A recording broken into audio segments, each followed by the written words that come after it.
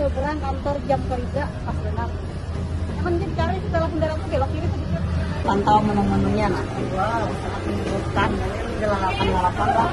Nah, ceker-ceker. Aja sudah sering mereview masakannya nih, kita ada diragukan lagi.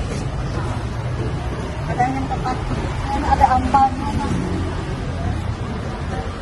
Ada gorengan wortel juga. Enggak, ini import. Hah? Sambalnya apa? Jadi ini. Tahu kenapa? Kalau memilih menunya nama-nama. Oh, kalau ini ya Allah.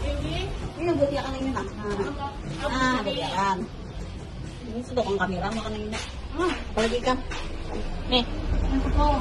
Mana? Yang banyak ya? Ada di rumah, ada di eno yang jelas kumpulnya. Lagi sayur kita? Bampal ah? Bampal aja. Ya ini. Nah, bampal aja. Tapi ini nyaman nih. Nyaman bener nih.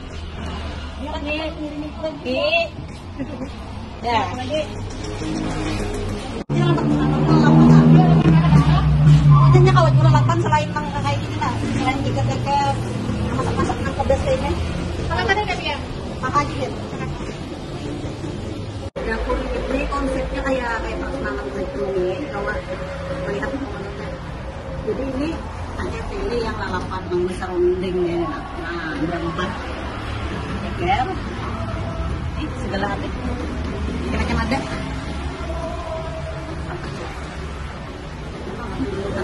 Sering waktu itu mereka di rumah.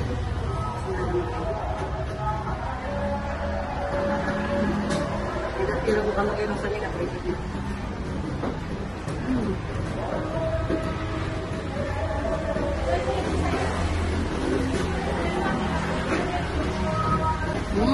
Dia ini bakal kos nama.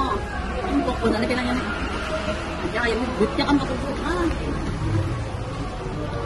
alhamdulillah. Ayam gorengnya nih pengen dalam umpetnya juga. Roknya cepet banget. Bisa dilihat sendiri di dapur Ipit nih kalau jam makan siang seperti ini orang rame karena di sini banyak pilihan menu makanannya. Spesialis masakan kekinian, makanan kekinian kayak itu nah. Jadi alamatnya ini pas di Kula Rasa, cari aja di Google Map Kula Rasa seberang kantor Jam Kerja Kalsel.